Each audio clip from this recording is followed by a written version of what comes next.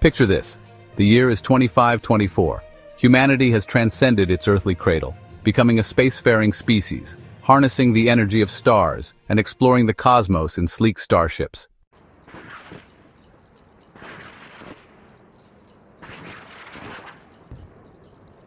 In 1964, Russian astrophysicist Nikolai Kardashev proposed a way to classify civilizations based on their energy consumption, the Kardashev scale, categorizing them into Type 1, Type 2, and Type 3.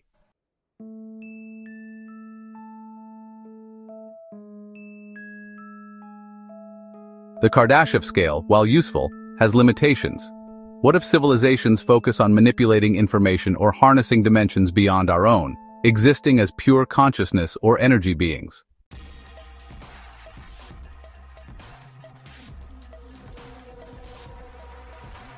Imagine a world where humanity controls nature, predicting earthquakes, steering hurricanes, and turning deserts into oases. This is the promise of a Type 1 civilization, mastering planetary energy and resources.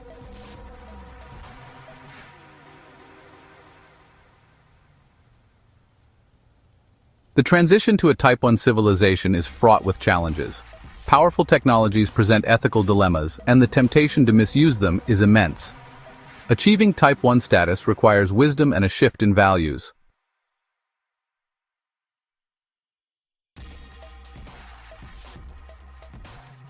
A Type 2 civilization outgrows its cradle, harnessing the energy of its star with megastructures like Dyson spheres, engineering entire star systems, and making interstellar travel commonplace.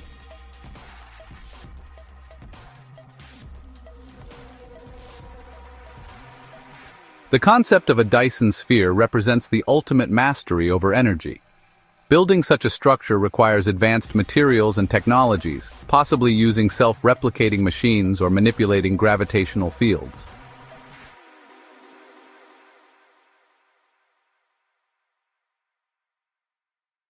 A Type 3 civilization shapes its galaxy, colonizing star systems, manipulating space-time, and harnessing supermassive black holes. Their technology would be indistinguishable from magic.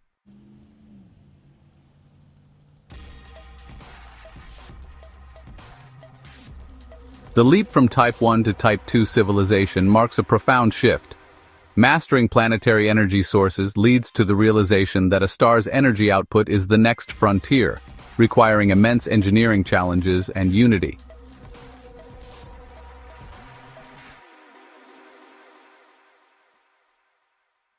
A Type 2 civilization harnesses the full energy output of its star, constructing megastructures like Dyson spheres, mastering gravity and possibly manipulating space-time, enabling godlike projects.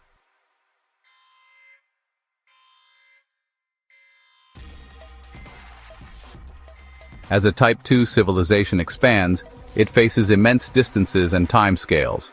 Overcoming these challenges requires new forms of communication and possibly generation shifts, shaping the evolution of civilization.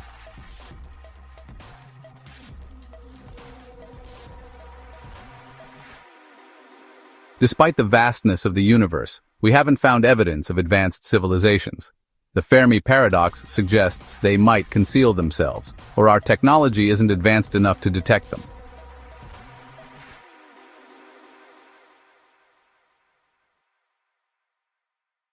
The Kardashev scale is a starting point. Civilizations might evolve in ways that transcend it, focusing on manipulating information, creating virtual realities, or exploring higher dimensions, challenging our assumptions.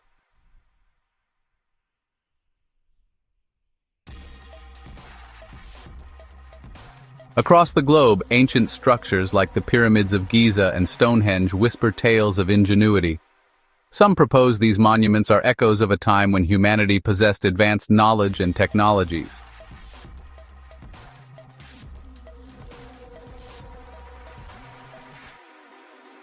The pyramids, a testament to lost knowledge.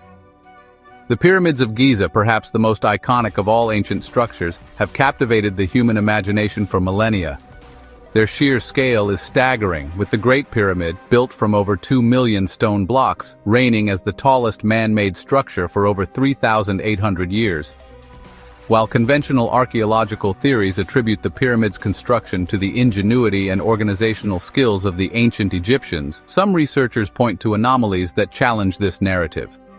The precision with which the pyramids are aligned to the cardinal directions, the intricate internal passages and chambers, and the sheer logistical challenge of quarrying, transporting, and lifting millions of tons of stone, all hint at a level of sophistication that seems at odds with the tools and technologies believed to have been available at the time. Some theorists propose that the ancient Egyptians may have possessed knowledge of advanced mathematics, astronomy, and even forms of energy manipulation that have been lost to history. They point to the pyramid's alignment with certain stars, the use of sacred geometry in their design, and the possibility that the pyramids themselves were used for purposes beyond burial, perhaps as giant energy generators or astronomical observatories. While these theories remain speculative, they highlight the enduring mystery surrounding these ancient structures and the possibility that our ancestors may have possessed knowledge and capabilities far beyond what we currently give them credit for.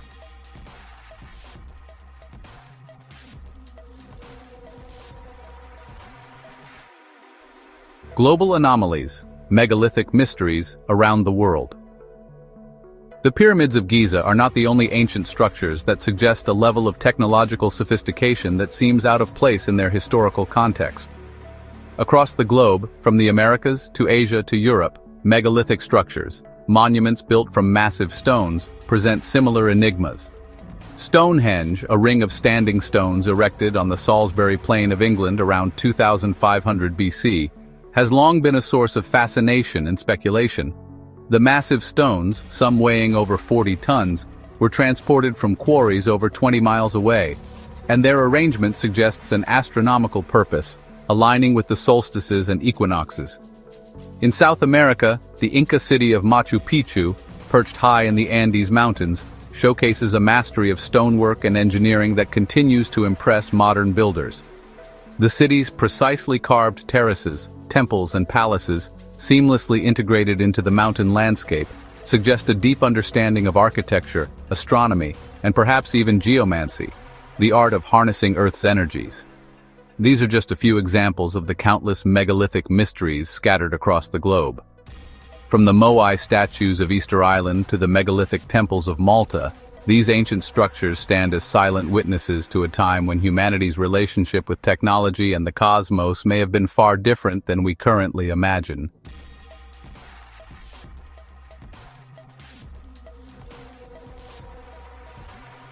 The existence of these enigmatic ancient structures, coupled with the lack of conclusive explanations for their construction using conventional archaeological theories, has led some researchers to propose a bold hypothesis that Earth may have been home to one or more advanced civilizations long before recorded history. Proponents of this theory argue that these ancient civilizations may have achieved levels of technological sophistication comparable to or even exceeding our own, only to be wiped out by natural disasters, cosmic events, or self-inflicted catastrophes. Evidence for this hypothesis is largely circumstantial, based on interpretations of ancient myths, unexplained artifacts, and the technological challenges posed by structures like the pyramids. Critics argue that the lack of concrete evidence, such as advanced tools or written records, makes this theory highly speculative. However, proponents counter that the absence of evidence is not necessarily the evidence of absence. They point out that our understanding of the distant past is constantly evolving as new discoveries are made, and that it's possible that traces of these ancient civilizations may yet be found buried beneath the sands of time or hidden in plain sight, awaiting our rediscovery.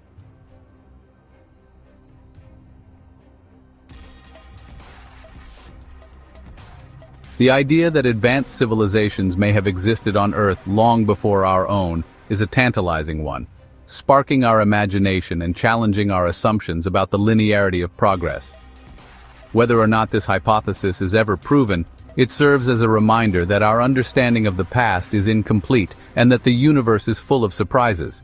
By studying their achievements, grappling with their mysteries, and pushing the boundaries of our own knowledge, we honor their memory. As we stand on the cusp of a new era of technological advancement, it's more important than ever to learn from the past, both known and unknown.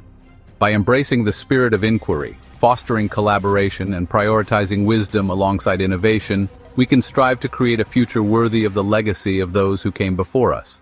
A future where humanity's journey of progress continues, not in cycles of rise and fall, but in an ever-ascending spiral of knowledge, understanding, and cosmic awareness.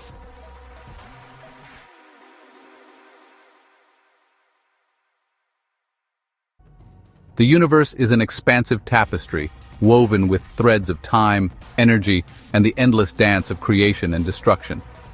Within this grand cosmic ballet, civilizations may emerge like fleeting sparks, illuminating the darkness for a brief, brilliant moment before fading into the cosmic background.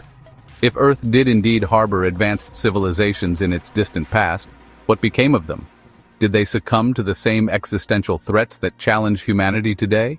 Or did they meet their end through unforeseen cosmic events? The silence of the universe in this regard speaks volumes, prompting us to contemplate the transient nature of even the most advanced societies. Perhaps these ancient civilizations, despite their technological prowess, fell victim to natural disasters on a scale we can scarcely imagine. Cataclysmic volcanic eruptions, devastating asteroid impacts, or sudden, unpredictable shifts in Earth's climate could have wiped out entire civilizations, leaving behind only fragmented ruins and whispers in the cosmic wind. Or perhaps their demise was self-inflicted, a consequence of their own technological advancements. Unforeseen consequences of genetic engineering, runaway artificial intelligence, or even the accidental creation of a planet-destroying weapon could have brought about their downfall. A stark reminder that even the most brilliant minds are not immune to hubris or error.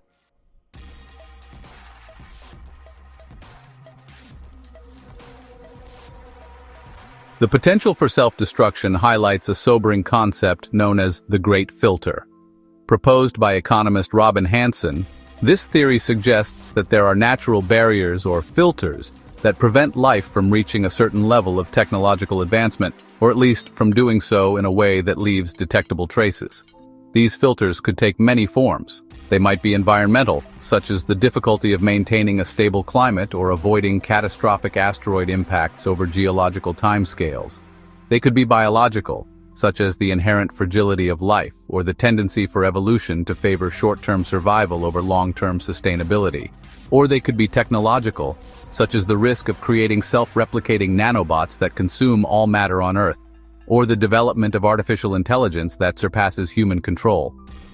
The Great Filter, in essence, represents the idea that there might be a ceiling to technological advancement, a point beyond which civilizations inevitably self-destruct or face insurmountable challenges. If this theory holds true, then the absence of observable alien civilizations might not be due to their rarity, but rather to the fact that most, if not all, civilizations eventually encounter a filter that prevents them from achieving a level of technological sophistication that would allow them to colonize the galaxy or leave lasting, detectable traces of their existence.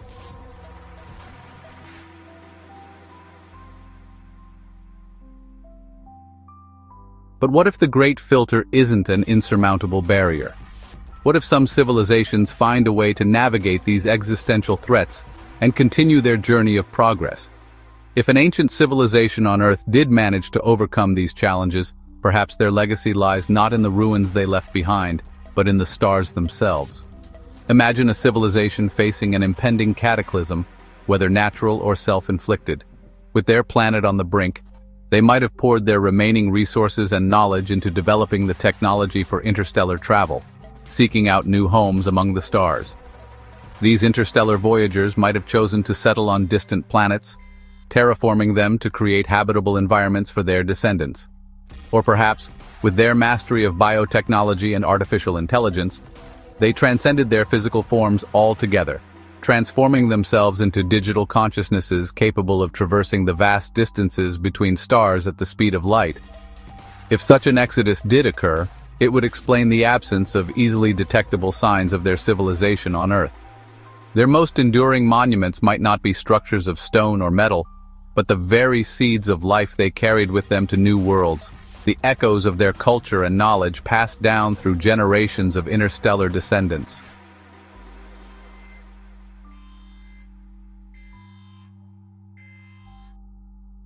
The cyclical nature of civilizations raises profound questions about progress.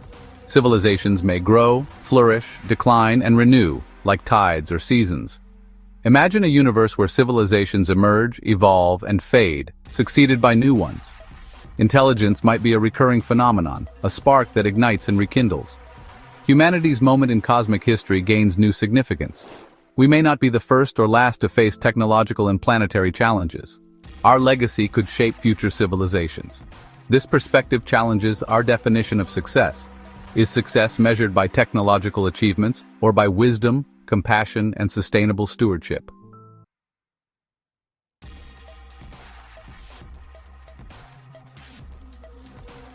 Section 5. Bridging the Abyss. Learning from echoes of the past.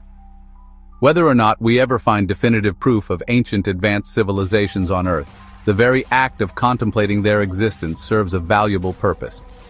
It pushes us to expand the boundaries of our imagination, to question our assumptions about the past and the future, and to consider the possibility that we are not alone in the vast expanse of time and space. The search for these echoes of the past is ultimately a search for ourselves, a quest to understand our place in the grand tapestry of cosmic history. By studying the ruins of ancient civilizations, both real and imagined, we gain a deeper appreciation for the challenges and opportunities that lie ahead for humanity. The lessons we learn from these echoes of the past can guide us as we navigate the challenges of the 21st century and beyond. They remind us that technological advancement without wisdom can be a double-edged sword, and that true progress requires not just innovation, but also a deep respect for the delicate balance of life on Earth. Perhaps the greatest legacy of these ancient civilizations, whether real or imagined, is the inspiration they provide for us to continue our own journey of discovery, to reach for the stars with a sense of wonder and humility, and to strive to create a future where humanity's story is not one of fleeting brilliance, but of enduring wisdom and cosmic harmony.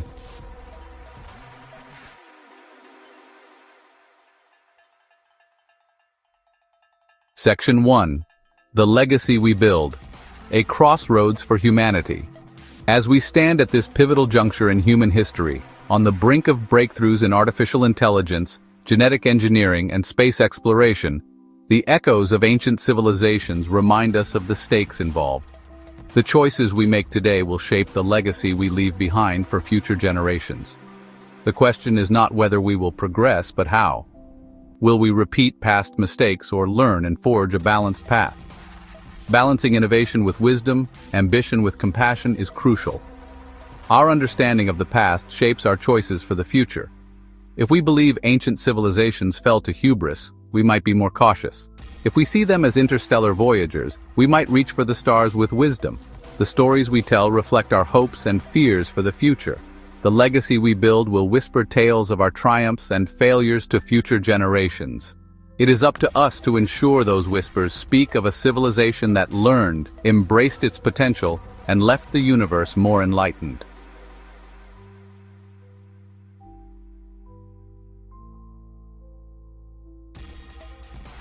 Section 2. The Double-Edged Sword. Navigating the Perils of Progress. Throughout history, technological advancement has been a double-edged sword, bringing both progress and peril. From fire to the atom, each leap forward has brought potential for both good and harm. The challenge is to harness our inventions while mitigating their risks. As we stand on the cusp of a new technological revolution, the need for wisdom has never been greater. The choices we make will determine whether these technologies become tools for liberation or instruments of destruction. Will we create a just, equitable, and sustainable world, or succumb to short-term gain? We must engage in a global conversation about the ethical implications of emerging technologies. Establishing guidelines and fostering scientific literacy is crucial. Our progress lies in our capacity for compassion, cooperation, and the common good.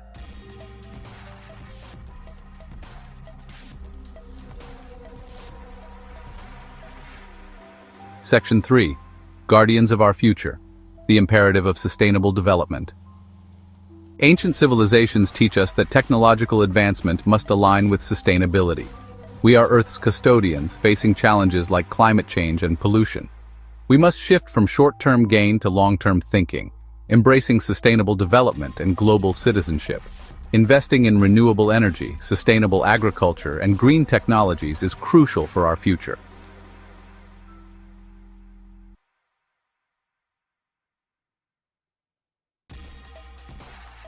Section 4.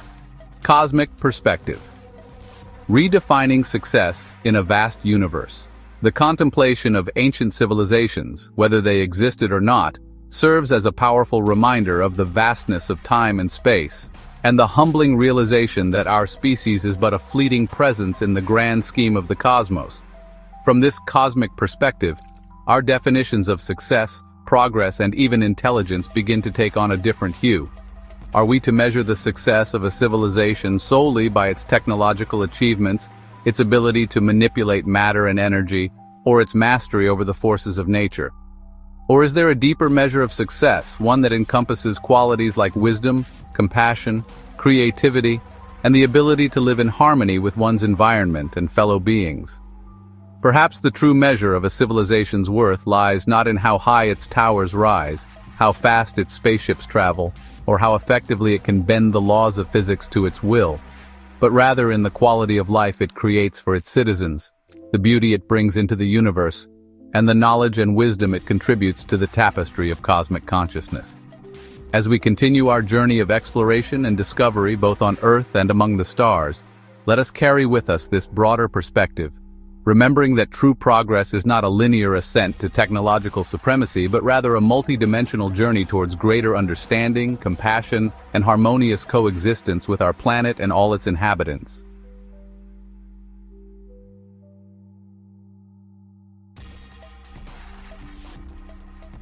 Section 5. A Future Written in the Stars. Humanity's Enduring Quest. The human story is still being written. The chapters ahead are filled with promise and peril, testing our ingenuity and compassion. As we gaze at the same starlit sky that captivated our ancestors, we are reminded of our enduring quest for knowledge and our place in the cosmos.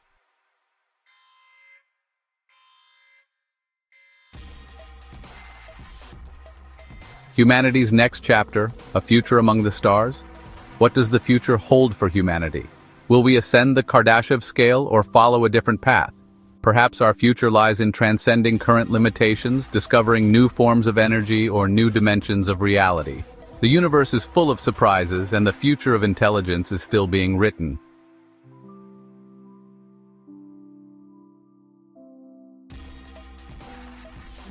The ethical imperative knowledge as a double-edged sword.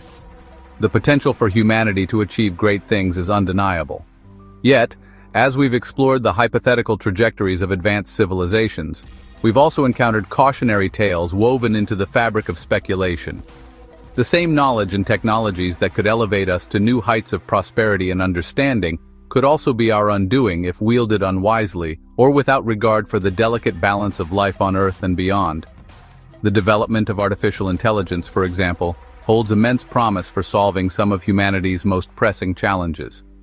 However, it also raises profound ethical questions about the nature of consciousness, the potential for unintended consequences, and the very definition of what it means to be human in a world increasingly shaped by machines. Similar ethical dilemmas arise in fields like genetic engineering, nanotechnology, and even space exploration. As we gain the ability to manipulate the building blocks of life, create self-replicating machines, and alter the environments of other planets, we must proceed with caution, humility, and a deep sense of responsibility for the long-term consequences of our actions. The pursuit of knowledge is a noble endeavor, but it is not without its risks. As we venture into uncharted territories of scientific and technological advancement, we must remember that knowledge is a double-edged sword. Our future depends not only on our ingenuity and ambition, but also on our wisdom, compassion, and unwavering commitment to using our knowledge for the betterment of humanity and the planet we call home.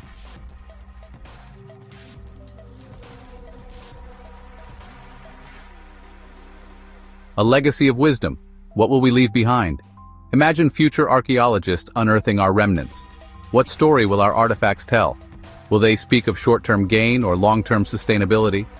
Our legacy will be judged by our choices, values, and impact on future generations. Let us ensure our legacy is one of hope, inspiration, and human ingenuity.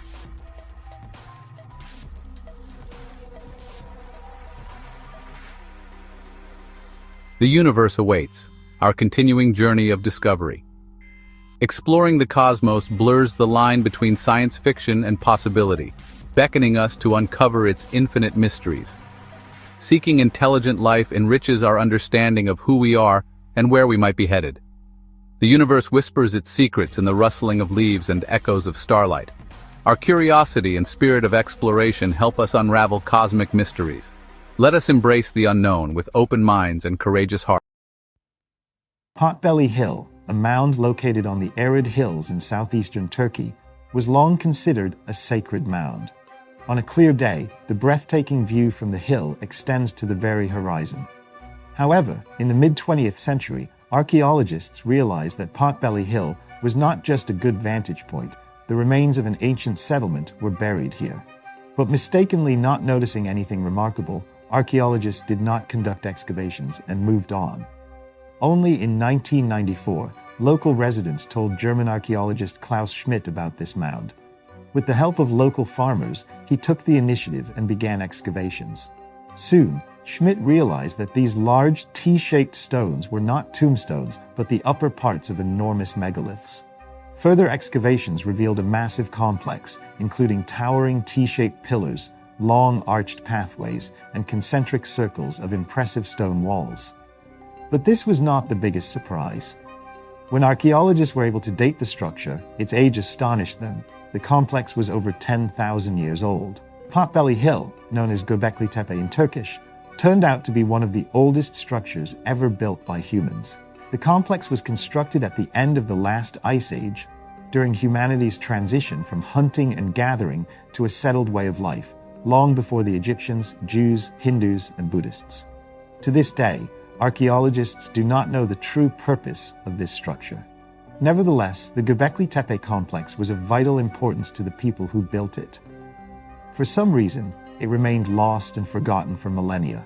Thousands of years of human history, hundreds of cultures, and dozens of major civilizations rose and fell in this region, never considering it as anything more than an old hill.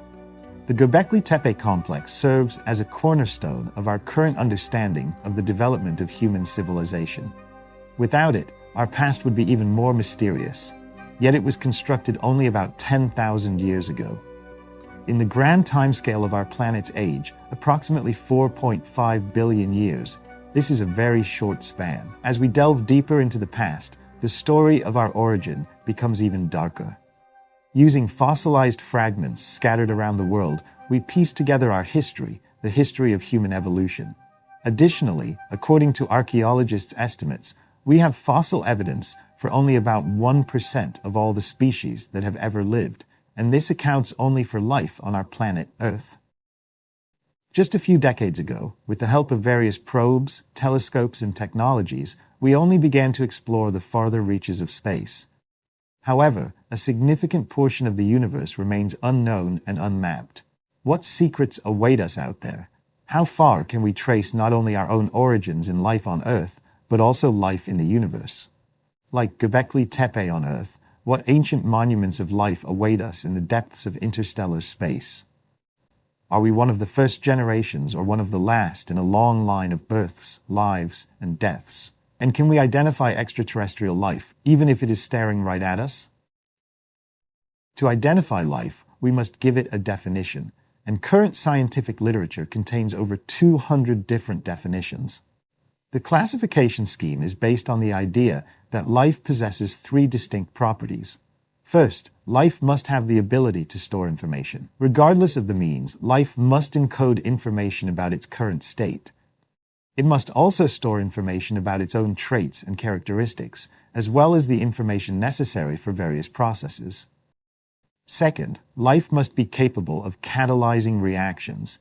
It should have the ability to interact with its environment, react to it, and generate its own responses. These reactions enable life to acquire, store, and expend energy. They also allow life to respond to signals and threats. Furthermore, these reactions enable life to create new structures. Lastly, and no less importantly, what distinguishes life from non-life is the ability to reproduce itself. Life must have the capability to create copies of itself, and these copies must closely resemble the original, The combination of these three factors is what allows life to exist. The renowned physicist Erwin Schrödinger was the first to define the fundamental principles of life from a physical perspective, suggesting that the storage, use, and transmission of information are of primary importance. The information stored in life provides the instructions necessary to catalyze reactions, and some of these reactions include the ability of life to reproduce itself. This way, life can continue and perform all the activities we typically associate with it. It can move, eat, defend itself, send and receive signals, and most importantly, reproduce. This complete cycle also allows life to undergo natural selection. The pressure from the surrounding environment acts on the information passed from one generation to another, selecting certain traits as useful for survival and ignoring others. This in itself implies another definition of life. Life is capable of evolution. And on modern-day Earth, we can see a vivid example of this definition, ourselves being a prime example. We have DNA for storing information. We have proteins that catalyze reactions. We have RNA that acts as a translator of the information stored in our DNA. Finally, our DNA, through RNA, provides information for the creation of proteins that continue to produce copies of our DNA, passing on our genetic heritage from one generation to the next. With confidence, we can assume that all life in the universe adheres to this fundamental definition. If it were not the case, it would be very challenging for us to identify living organisms as living. But what about the origin of life on early Earth? At some point, a collection of chemical processes transitioned from non-life to life, and this boundary was likely blurred. The modern DNA-RNA protein triad could not have existed in early life because if you remove one of them, the life cycle cannot be completed. So early life must have been simpler. One hypothesis suggests that early life consisted solely of RNA strands. These earliest forms of life would have been entirely different from the life we know today. Therefore, contemplating this strange early life leads us back to the question, can we recognize extraterrestrial life at all? Some aspects of early earthly life that we could still find common might help us. Early life used liquid water as a solvent, and solvents are crucial for our understanding of life. Life on Earth uses a mixture of complex molecules to live, store information, catalyze reactions, and more. These molecules need a place where they won't be instantly destroyed, and water is stable enough without sudden and critical temperature fluctuations for these purposes. Additionally, water can bond with many other molecules and dissolve those you don't need. Although the first life on Earth could have been extremophiles, such as bacteria that can survive in deep-sea hydrothermal vents, they all existed within a wide range of Earth's climatic conditions. Early life also used the same elements we are familiar with today. Carbon is exceptionally convenient because it can bond with itself and other elements, allowing it to form large and sturdy structures. Oxygen is excellent for participating in chemical reactions, making it a useful tool for storing and subsequently using energy. Phosphorus, nitrogen, and hydrogen also play crucial roles, especially in building DNA and RNA. So early life might not have been so alien after all, the same solvent and the same building blocks. But all of this is on Earth. Everything beyond Earth is an entirely different story. Perhaps what happened on our planet is universal, and nearly all forms of life in the universe require the same basic ingredients: water, carbon, starlight, and so on. Or maybe not. After all, we have only one such planet for now. In 1952, a graduate student at the University of Chicago named Stanley Miller conducted an experiment. This experiment was very simple. Miller took a flask of water and added a mixture of methane, ammonia, and hydrogen to it. Then he passed an electric spark through the flask. T first. Nothing happened. But after a day, the mixture turned pale pink. Within a week, the liquid in the flask became dark red. Using a chromatograph, Miller determined which new molecules had appeared inside the flask. The results were astonishing. Glycine, alpha-alanine, beta-alanine, aspartic acid, alpha and aminobutyric acid. These were amino acids, the building blocks of RNA and DNA, the foundations of the chemistry of life. Miller's experiment shook the world. Before this, philosophers, theologians, and scientists had only vague ideas about how life could have originated on Earth. Miller's experiment showed how a mixture of simple molecules could create the basis for the rich organic chemistry of life. The starting materials for the experiment, water, methane, ammonia, and hydrogen, are among the most common molecules in the universe and are composed of carbon, oxygen, hydrogen, and nitrogen. The outputs were amino acids, which were much more diverse and complex complexes of the same basic elements. Amino acids play a central foundational role in biochemistry. Our DNA encodes information about 20 of them, and combinations of amino acids give rise to our protein structures and all life on Earth. The experiment simulated hypothetical conditions of early Earth, a warm mixture of so-called prebiotic molecules. The spark simulated the impact of lightning in a primordial pool, triggering a chemical transformation that would one day lead to the life we know. Further studies of the original experiment showed that Miller had created even more amino acids, but at the time, the technology didn't allow for their detection. These new amino acids included variants not used by life on Earth. For some reason, our planet settled on this group of 20, although many more options were available. Miller's experiment demonstrates one link in the chain of creating life as we know it. All that's needed is a prebiotic mixture of elements under the right conditions. To find the earliest time when life could have emerged, you need to be able to identify the correct mixture of elements and the right conditions. But where could that be in the universe? Of course, one place we can be sure of is right here, our planet. Earth has abundant water supplies, and our planet is protected by a thick but not too dense atmospheric layer.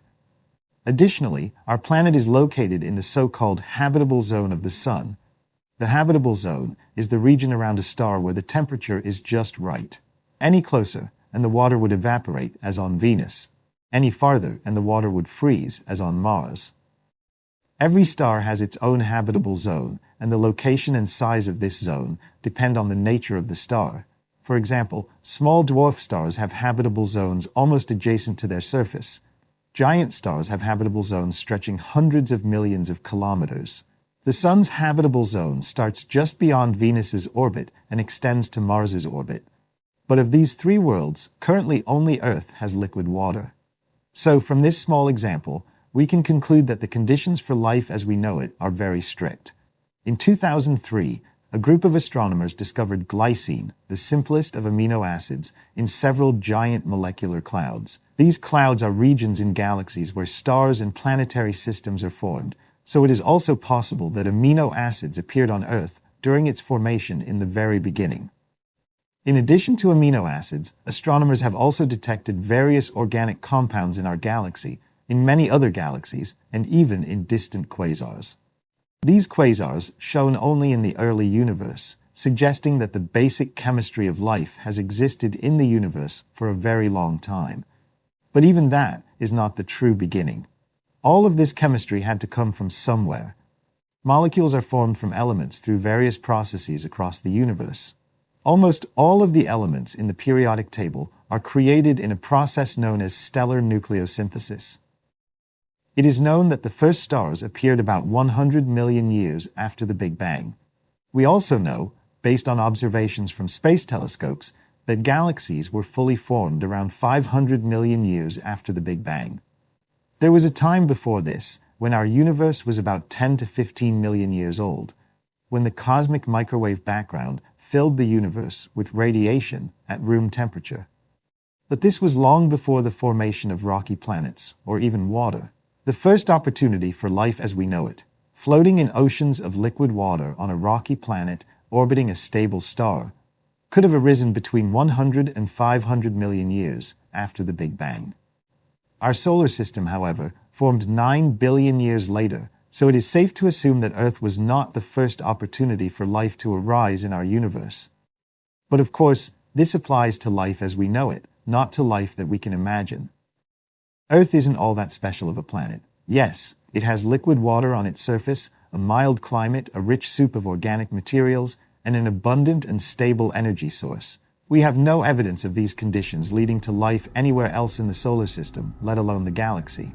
And yet, the universe is vast. Our galaxy, the Milky Way, contains about 400 billion stars. In the observable universe, there are potentially around 2 trillion galaxies, and in physics, nothing happens just once. Either nature forbids it and it never occurs, or it allows it. And the universe is large enough to accommodate many occurrences of even the rarest phenomenon. That's why we have no reason to believe that life is so rare in the universe. Our world is just one rocky planet, orbiting one unremarkable star. If life originated here, logic suggests it must be some common trait of the universe, which means it could have originated elsewhere too. Moreover, the universe isn't just enormous, it's ancient. And that means life, similar to that on Earth, could have emerged as early as 100 million years after the birth of the universe itself, since the cosmos is now nearly 4 times older. Life on Earth appeared as soon as the Earth's crust cooled and the oceans formed, almost 4 billion years ago. A simple glance at the geological history of our planet illustrates the risks associated with life, as at least 5 times, life was nearly wiped off the face of the Earth. But each time, like a phoenix, it rose from the ashes. Life is like a virus, capable of going dormant and traveling through the universe for millions or perhaps even billions of years on comets and asteroids until it lands on a planet with favorable conditions where it begins to reproduce and evolve. And if that's the case, it's quite possible that we could spread not only throughout the solar system, but also across the galaxy, overcoming vast distances. Perhaps we as a species could live for millions of years or even longer to remain a technologically advanced civilization. And maybe then, in the distant future, we might meet intelligent brothers who are far older than us. But the problem is that all of this is insignificant on the cosmic scale. The universe is 13.8 billion years old, and our home galaxy is just one among trillions of others. Eventually, some limit will be reached, and we will simply go extinct, leaving behind a legacy in space. But as we've learned, one form of life is always replaced by another. So, over nearly 14 billion years, and among trillions of galaxies, other intelligent species have arisen, are living, and are spreading, but vast space and time separate us. And perhaps they are made entirely of antimatter, living parallel to us, but they live significantly longer than we do. Maybe that's why our loudest radio signals are just whispers in the background, and our brightest beacons flicker like candles with a dim light. But whatever the case, life never stands still. It evolves, which means our technologies are also developing, and sooner or later panoramas of the Milky Way, detailed snapshots of distant galaxies, and the stunning James Webb Telescope is getting ready for launch. However, 30 to 35 years ago, everything was so different that such news would likely have shocked engineers and scientists. If we had the opportunity to call a scientist directly in the year 1985 and ask a couple of interesting questions, like the existence of planets around other stars, they would probably say that it's likely, but not certain. Now, it's not 1985 anymore, and thanks to new methods and modern technology, today we have thousands of stars in our own galaxy that have their own solar systems. We have discovered planets of various sizes, characteristics, and masses at various distances from their stars. We have planets even larger than Jupiter that orbit stars in less than 48 hours, and NASA's Kepler mission has made a huge contribution to the search for such planets. It's no longer breaking news that Earth-like planets are being discovered. But let's reason more simply. As each of us has a specific idea of what intelligent life is, and each of us has an idea of the conditions under which this life can exist. Let's imagine a simple analogy: intelligent life in the universe and an ordinary tree. If I ask you whether a tree can grow inside an iron box, or whether it can exist there, you would accurately say no, because you understand that a tree requires certain ingredients, such as soil, fresh air, sunlight, and some nutrients. In fact, the logic is such that we just need to find the same things that exist on Earth, and then we will surely find life. This is how we think now. But consider the fact that you are not Mickey, defining the concept of life only like the one on our Earth, because you haven't seen any other life, heard nothing about it, and are unlikely to hear about it in the near future, and maybe never. So, if we set ourselves the question of searching or pondering whether intelligent life exists in the universe, it's important to understand correctly what form or type of life we want to find. It could be similar to us or something entirely different. Of course, the simplest ways to answer such a question are to apply mathematics, probability theory, and real observations. But in that case, once again, we will be looking for life solely similar to ours. Remember that tree I mentioned? The key point is that we know what it looks like and what conditions it needs. Therefore, we can easily predict where a tree can grow and where it's extremely impossible. If you want a simple answer to the question of whether life exists somewhere in the universe besides us, I will say that it's 100% likely, given what we consider as life. I know this is my personal opinion, but I will try to explain why I'm confident about it. I present to you 10 amazing places in the universe with a full potential for the formation of life. It's not a secret that soon after the formation of our planet, life appeared on Earth and is progressing today. Of course, it's possible that earthly life didn't originate on Earth, but came from somewhere else through natural cosmic processes. And in this conversation, it doesn't matter whether it originated here or somewhere else. What's important is that the basic ingredients for life exist everywhere we look. For example, consider a dozen places where these ingredients are most frequently found. First, there's gas ejected from young objects, like the Herbig-Haro objects, which contain various organic molecules. Another example is protoplanetary disks, where there's a vast diversity of complex compounds and organic molecules. For instance, there's the protoplanetary disk around the young star, H.L. Tauri, photographed by ALMA. The gap in the disk indicates the presence of new planets, and spectroscopic measurements reveal a large variety of carbon-containing compounds, which are essential for life. Even on Pluto, there's thallium and methane, and a rich organic haze. Even in the images from the New Horizons mission, atmospheric hazes are clearly visible and measured for the content of several carbon-containing compounds. Nebulae illuminated by a bright young star are rich in numerous complex carbon compounds, are reflective nebulae for containing a wide variety of complex organic molecules. Reflective nebulae are common sources of raw materials for life. By the way, inside meteorites, there are numerous amino acids and proteins, some of which are not found in nature on Earth. For example, the Murchison meteorite that fell in Australia in the 20th century. The fact that there are more than 80 unique types of amino acids suggests that basic ingredients for life, or even life itself, could have formed differently somewhere else in the universe, perhaps even on a planet that is not orbiting a sun-like star. The gas in the galactic center includes vital compounds. Idol's Pharma is responsible for the recognizable aroma of raspberries, though Russian scientists don't acknowledge this. For example, the wave image of the galactic center shows us stars and gas, with a tremendous amount of material, including heavy elements and organic compounds, which are essential precursors for life. And this is the molecular cloud of Taurus, where new stars are formed. It contains dozens of organic substances, including carbon chains. For example, in the image, the brighter areas in red have the highest density and active star formation, while the blue areas correspond to cooler, less dense regions. However, organic molecules are found in both places. Planetary nebulae formed by the death of sun-like stars contain more than 20 molecular species, including fullerenes. These are abundant on Earth. Interestingly, fullerenes and complex organic compounds can form rapidly and survive to a significant extent during the evolution of any star. Nitrogen, hydrogen, and oxygen are strongly highlighted in this planetary nebula. Different colors clearly indicate the locations of various elements, which are separated from each other.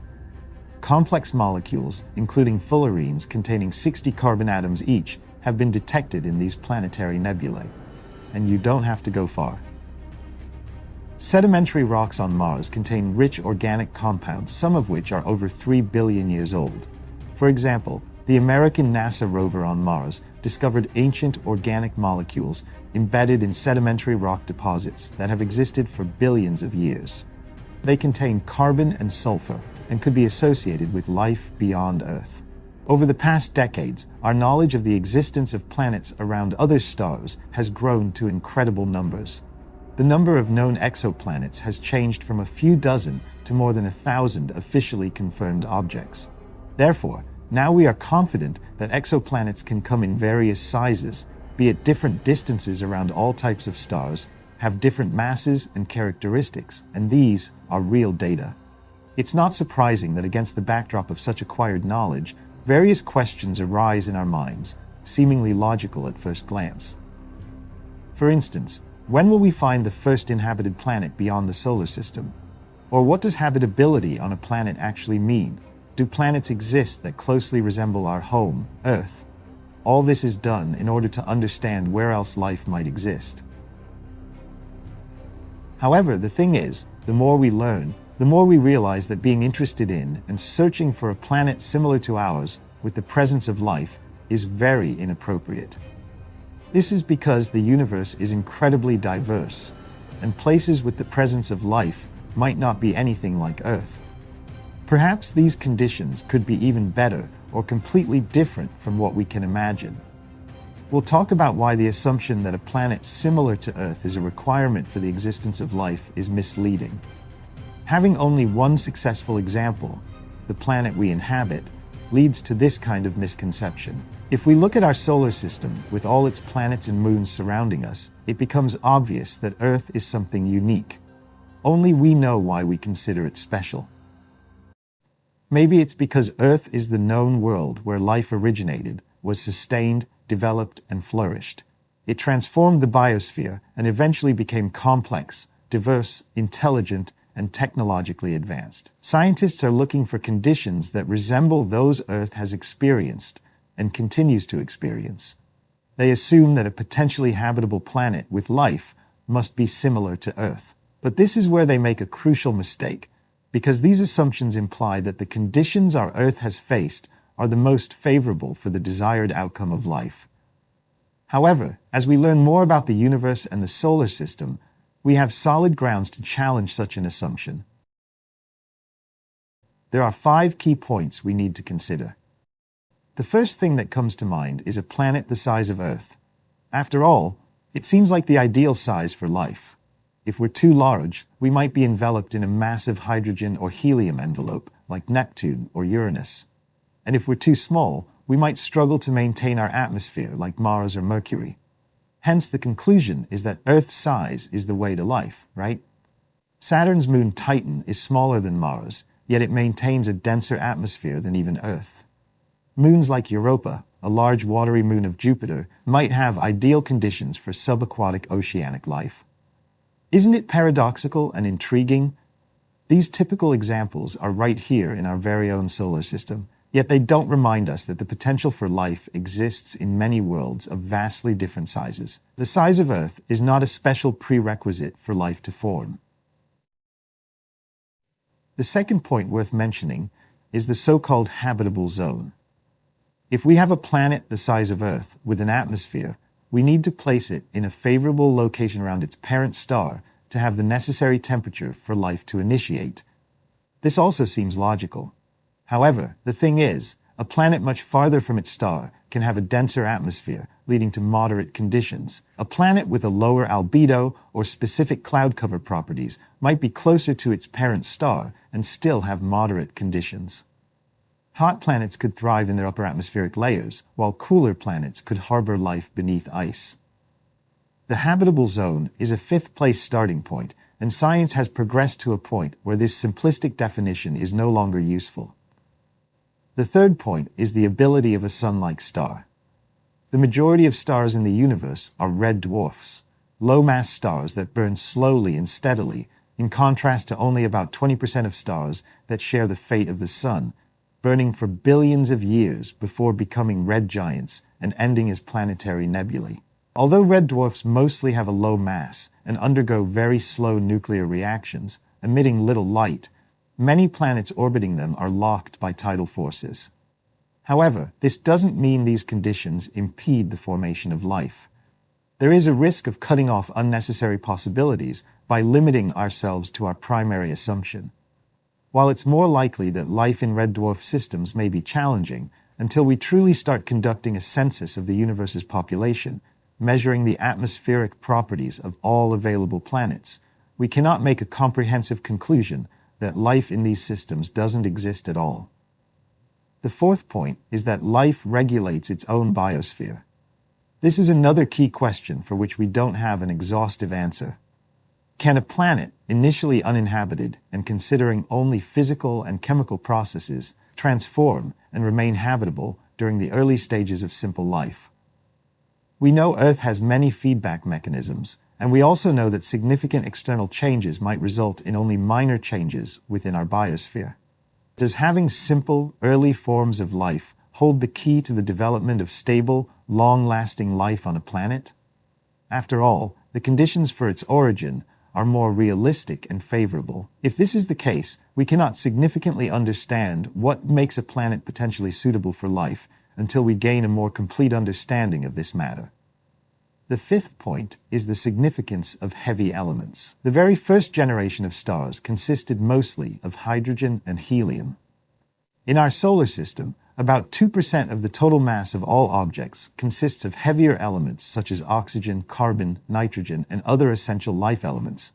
Stars with a sufficient amount of heavy elements cannot form rocky planets, nor the simple molecules necessary for life. However, where do we draw this line?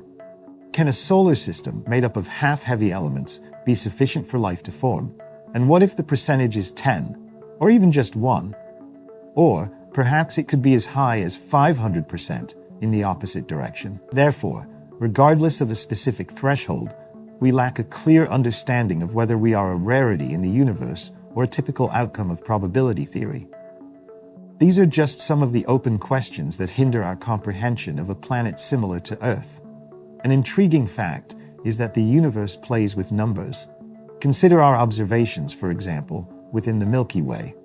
There are approximately 10 billion Earth-sized planets orbiting within the habitable zone of stars similar to our Sun in terms of temperature and mass.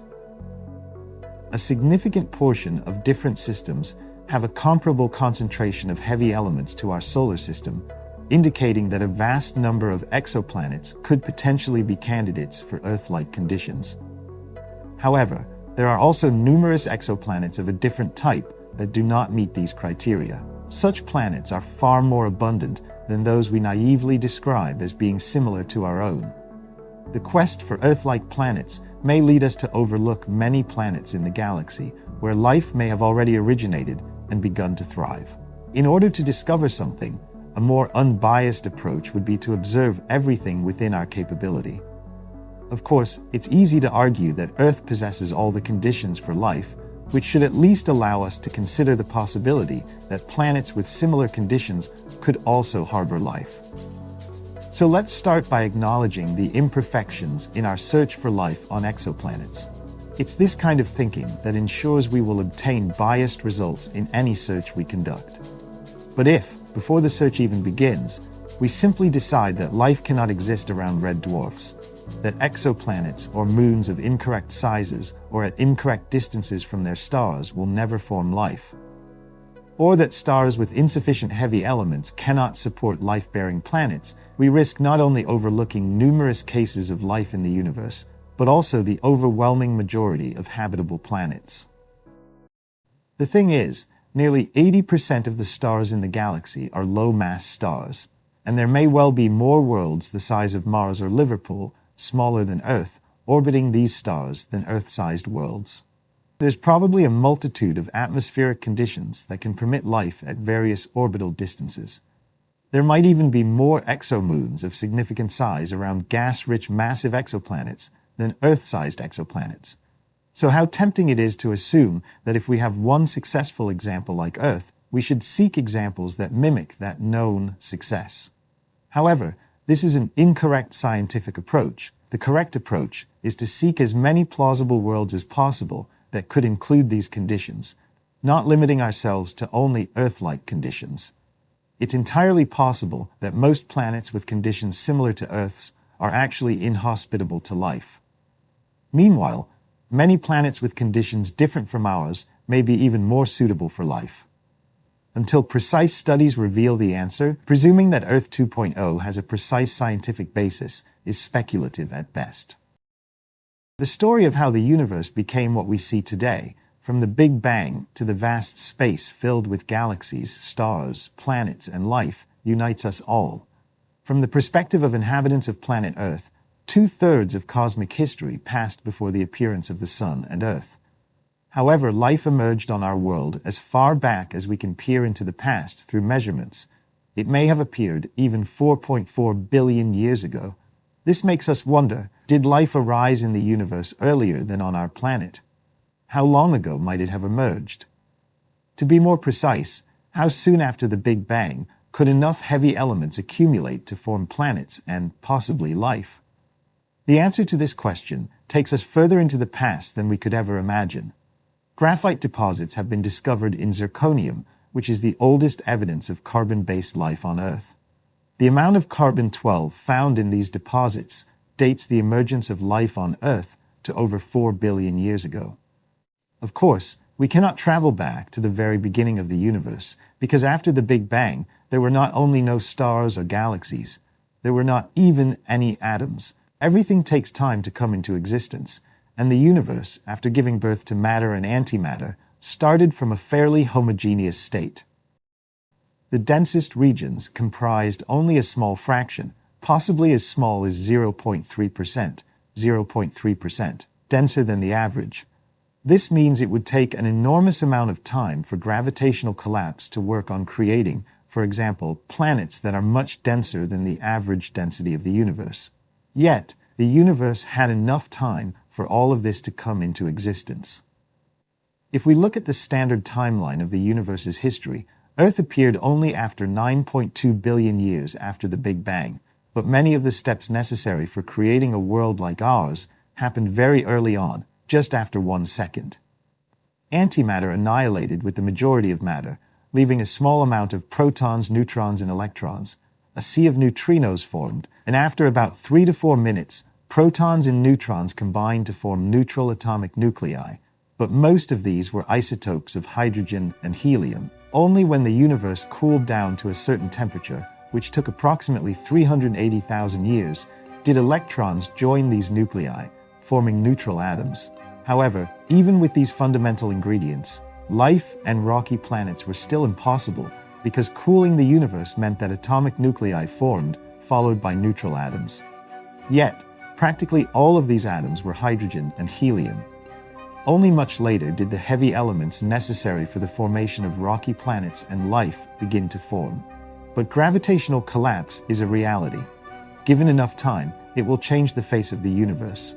At first, it progresses very slowly, but it gains momentum as regions of space become denser. The denser the region becomes, the better it is at attracting more and more matter, and the areas that start with the highest density grow faster than others. Our simulations show that the very first stars should have formed approximately 50 to 100 years after the Big Bang. These stars should have consisted solely of hydrogen and helium and could grow to quite large masses, hundreds or even thousands of times the mass of the Sun. When such a massive star forms, it dies within 1 to 2 million years, but in the moment of its death, something remarkable happens, all thanks to its life. All stars synthesize helium from hydrogen in their cores, but the most massive ones not only synthesize carbon from helium, they also progress to oxygen, neon, magnesium, silicon, sulfur, and so on, following the periodic table of elements until they reach iron, nickel, and cobalt. After this, there's nowhere else to go, and the core collapses. This triggers a supernova explosion. These explosions eject a vast amount of heavy elements into the universe, giving rise to new generations of stars and enriching the interstellar space. The increase in the proportion of heavy elements signifies an increase in the number of rocky planets with high density and the quantity of elements necessary for life as we know it. We don't need the average stellar system in the universe to resemble our solar system. We only need a few generations of stars to live and die in the densest regions of space to replicate conditions suitable for the emergence of rocky planets and organic molecules. For instance, in the remnants of a supernova, there exists a slowly rotating neutron star, formerly a massive star that reached the end of its life. Although supernovae can send the synthesized heavy elements back into the universe, it's the subsequent mergers of neutron stars that create most of the heaviest elements. By the time the universe reaches just 1 billion years old, the most distant objects are abundant in heavy elements, as confirmed by our measurements. There is a significant amount of carbon, as much as in our solar system, and other heavy elements accumulate even faster than carbon. It may take more time to achieve a high concentration because carbon primarily emerges in stars that do not become supernovae themselves. However, carbon is not essential for rocky planets, and other heavy elements also start to accumulate more rapidly. Possibly within several 100 million years after the ignition of the first stars, around 300 to 500 million years after the Big Bang, the most enriched stars have already formed rocky planets. This is seen in the protoplanetary disks around young stars. Gaps in these disks indicate the presence of new planets. As soon as the disk has a sufficient amount of heavy elements, rocky planets can emerge within it. If carbon were not essential for life, similar processes could begin in different regions of the cosmos. However, for life similar to ours, carbon is crucial, which means that the appearance of life may need to wait much longer. Even though carbon atoms will appear in the mix, it will take approximately 1.5 billion years for there to be enough of it. This period is before the universe reaches 10% of its current age. However, it's not just the 5% required for the formation of rocky planets. It's interesting to consider that the universe has formed planets and all necessary ingredients in the right quantities for life to emerge, except for carbon. To create a sufficient amount of this essential ingredient for life, we must wait until the most massive sun-like stars live and die. You see the remnants of supernovae on the left and a planetary nebula on the right. Both of these mechanisms allow stars to return burnt heavy elements to interstellar space, utilizing them for the emergence of stars and planets in the next generation. Sun-like stars, after their death, leave behind planetary nebulae, which are the primary source of carbon in the universe. It takes more time for the production of carbon because stars that give rise to planetary nebulae have longer lifespans than those that perish in supernova. Extrapolating that back into the past, the most advanced forms of life that appeared on Earth in different epochs suggest an interesting exercise. It turns out that the increase in genome complexity follows a certain trend. If we go back to individual paired bases, the time frame suggests something more like 9 to 10 billion years, rather than the 12 to 13 billion years ago the Earth formed. This indicates that life could have emerged a billion years ago. However, in our cosmic region, it took several additional billion years to initiate. On this semi-logarithmic graph, the complexity of organisms, measured by the length of non-redundant DNA relative to the functionally non-redundant DNA, with respect to gene readability through paired nucleotides, linearly increases over time. We do not know this at the current moment. We do not know where the line between life and non-life is drawn. We also do not know if earthly life began here before other formed planets, or somewhere deep in interstellar space without any planets at all. Many amino acids not found in nature have been discovered in the Murchison meteorite, which fell to Earth in Australia in 1969. The fact that over 80 unique types of amino acids exist in a simple cosmic rock suggests that the ingredients for life, or even life itself, might have emerged through interactions on planets. It's intriguing, the elementary ingredients necessary for life appeared shortly after the formation of the first stars, and the most important ingredient is carbon. As the fourth most abundant element in the universe, carbon is the last ingredient to reach the necessary quantity for rocky planets. In some places, rocky planets appeared much earlier than life could have emerged, perhaps as soon as 500 million years after the Big Bang, or even earlier. However, once we have enough carbon, all the necessary steps for the emergence of organic molecules and the initiation of the direction towards life become inevitable. Whatever life processes led to the emergence of humanity, they might have begun when the universe was 10 times smaller than it is now. We can be certain that in our solar system, we are alone. The maximum possibility is the existence of some microbes. These would not be complex multicellular organisms. But where are the intelligent beings? If intelligent beings truly exist in the universe, their location is at least light years away from us. Two independent intelligent civilizations could coexist, excluding interstellar travel. If they followed a similar path as our life, the question arises, where are they? Perhaps we should start with the fact that to emerge, life must go through several stages, yet the ingredients for it are literally everywhere. Even if we limit ourselves to life chemically similar to ours, the universe is teeming with possibilities. Molecules capable of binding, including organic ones, are present both on planets and in space. This is the Omega Nebula, or the Messier 17 mission, an intensely active star-forming region, which explains its dusty and vivid appearance. Stars formed at different stages of cosmic evolution have different proportions of heavy elements.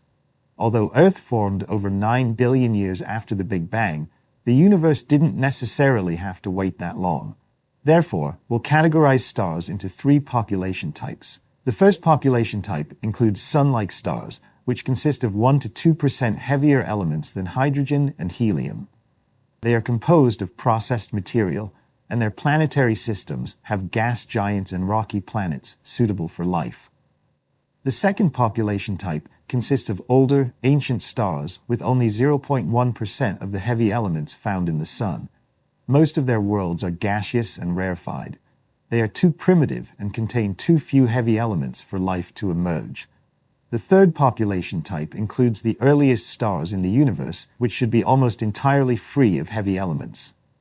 The study of the earliest galaxies indicates that they are mainly composed of stars from the second population type. However, closer to us, there is a mix of young and old stars, rich and poor in metals. In star distances, the scale is accurate in this illustration, but if the picture were to scale, even the largest stars would be smaller than 1/1,000,000th of a pixel. One of the most important lessons for astronomers came from the Kepler mission when examining the Kepler 4444 system. This first population-type star has planets, but they are much older than our Earth.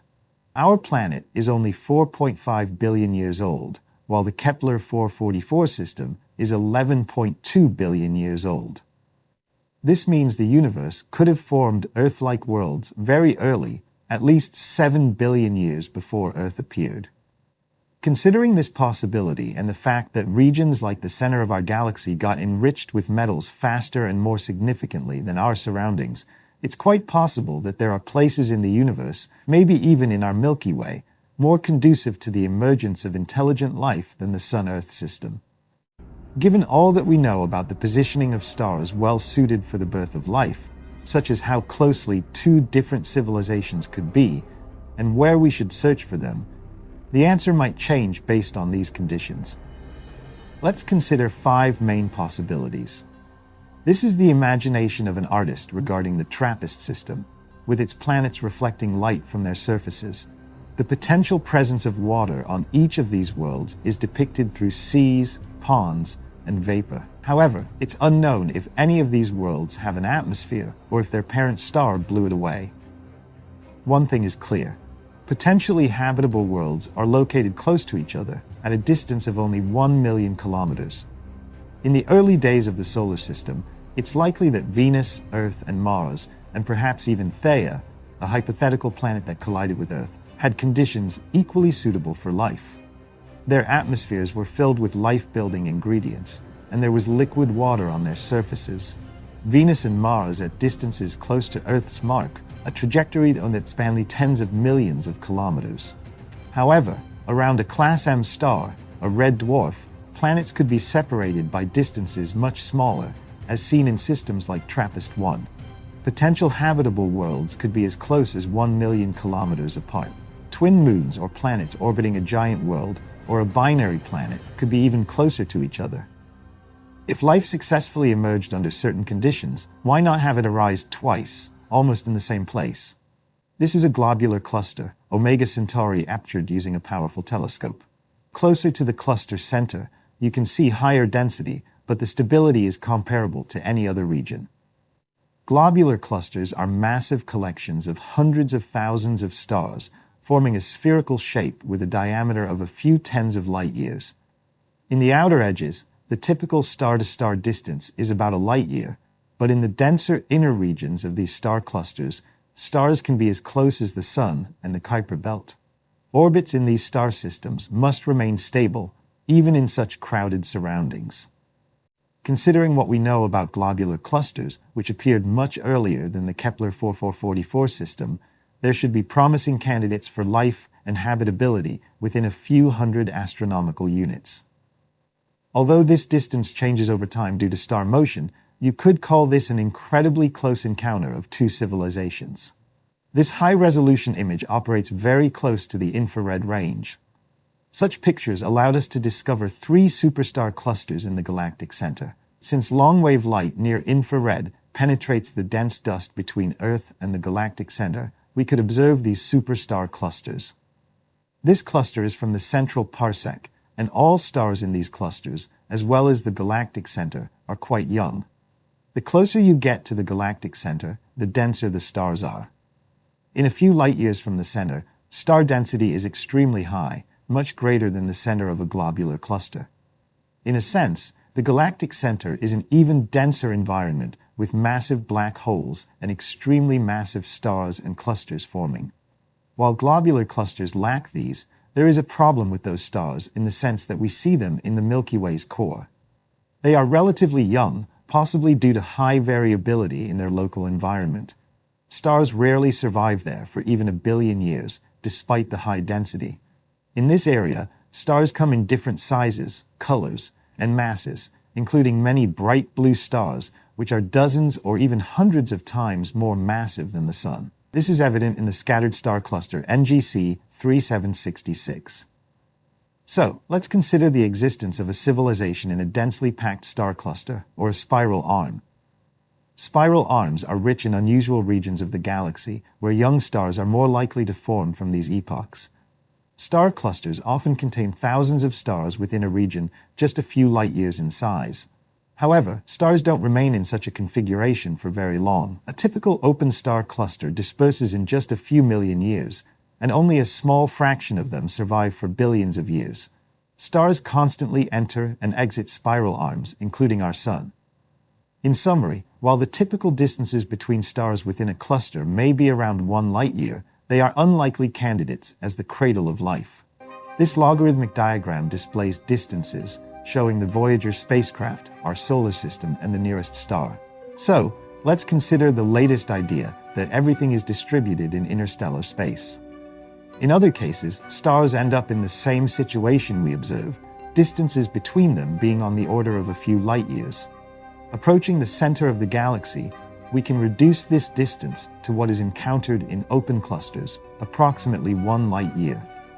But if we get too close, we face the problems we see in the galactic center: mergers, interactions, and other catastrophic events that are more likely to interfere. To maintain a stable environment, we can reduce the distance, but the typical interstellar space is not suitable for this. If we adjust for close encounters, the best approach would be to wait until another star passes close to the initial one. With a typical star, this happens approximately once every 1,000,000 years.